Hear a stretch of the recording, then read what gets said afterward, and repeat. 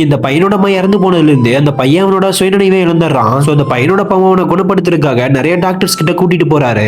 ஆனா எவ்வளவு டாக்டர்ஸ் கிட்ட கூட்டிட்டு போயோ அவனுக்கு உடம்பு சரியே ஆகல. இப்படி இருக்க ஒரு டாக்டர் வந்து பார்த்துட்டு அவனோட அம்மா அன்பு மாதிரியே எதிர்பாராத அன்பு அவனுக்கு கிடைச்சதுன்னா மறுபடியும் அவன் பழைய நிலைமைக்கு மாறிடுவான்னு சொல்றாங்க. சோ அப்ப அந்த பையனோட அப்பாவுமே அவன் இப்படி இருக்கிறத நினைச்சு ரொம்பவே ஃபீல் பண்றாரு. இப்படி இருக்க இடத்துல அந்த பையனை ஸ்கூல்ல விட்டுறதுக்காக அந்த பையனோட அப்பாவும் மாமாவும் வண்டியில கூட்டிட்டு போயிட்டு இருக்காங்க. அப்ப அந்த ஊர்க்காரங்க வேகமா எங்கேயோ ஓடிட்டு இருக்கிறத பார்த்துட்டு இவருமே வண்டியை நிப்பாட்டி எங்க போயிட்டு இருக்கீங்கன்னு கேக்குறாரு. அதுல இருக்க ஒருத்தருமே கரும்பு காட்டுக்குள்ள யானை பூந்துருச்சுன்னு சொல்லி அது விரட்ட தான் போயிட்டு இருக்கோம்னு சொல்றான். அந்த பையனோட அப்பாவோ பையனை ஸ்கூல்ல விடுறதுக்கு டைம் ஆயிடுச்சுன்னு சொல்லி அந்த பையனோட மாமாவை வண்டி எடுக்க சொல்றாரு. பார்த்தா அந்த சின்ன பையனை வண்டியில காணோம். அந்த பையனோட அப்பாவும் திரும்பி பாக்குறாரு. அப்ப அந்த பையன் அந்த ஊர்க்காரங்களோட நடந்து போயிட்டு இருக்கான். அந்த ஊர்க்காரங்களா யானையை பார்த்து பயந்து போய் நின்றுட்டு இருக்காங்க.